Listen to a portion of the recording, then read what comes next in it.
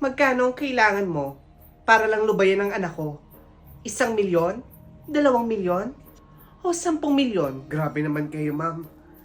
Mahal ko po ang anak ninyo. Malinis po ang hangarin ko sa kanya. Ito ang 10 milyon. Lubayan mo ang anak ko. Take it or leave it.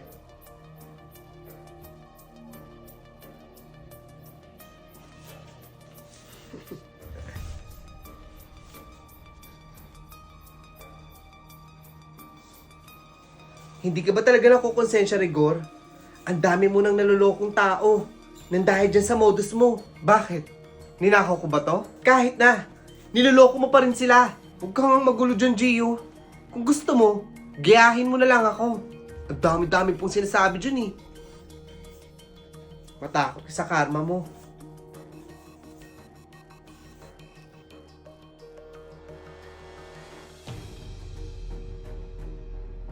$100,000 sa unang bayad mo at pagtuluyan mo ng iniwan ng anak ko at saka ko lang iabot ang kakulangan.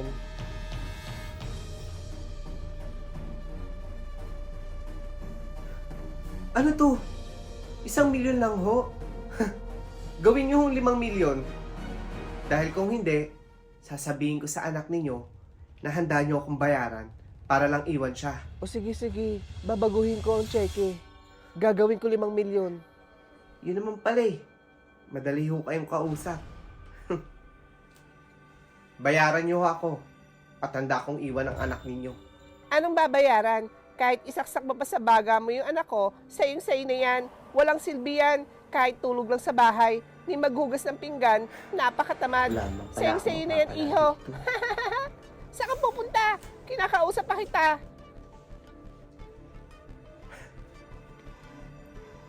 Ayos to.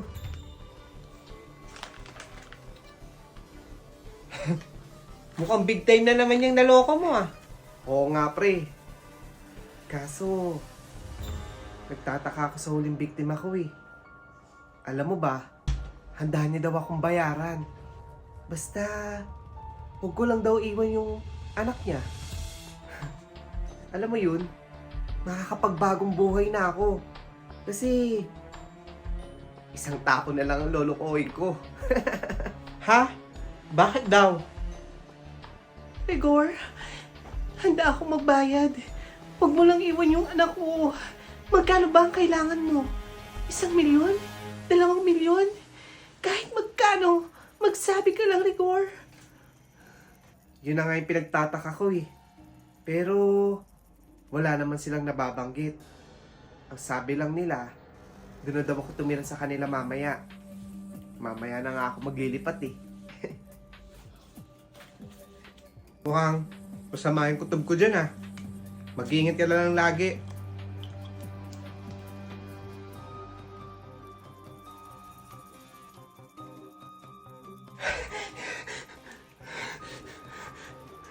Tio! Tulungan mo ako dito makatakas. Kaya pala, gusto nila akong bayaran. Huwag ko lang daw iwan yung anak nila. Kasi... Rigor! Tio! Anong ginagawa mo dito? Natukso din kasi ako eh. Nainggit ako sa'yo. Ang dami mo kasi pera eh. Kaya, pumayag ako makapagkasal-kasalan sa panganay niya ding anak. Yun pala, tayo ang iaalay para sa mga anak niyang aswang. Hindi na tayo makakatakas dito, Rigor. At saan kayo pupunta? Tatakas kayo?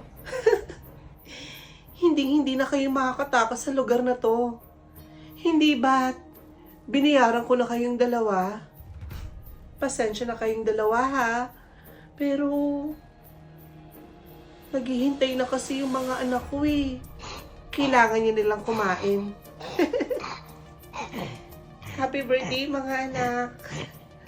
Kumain na kayo.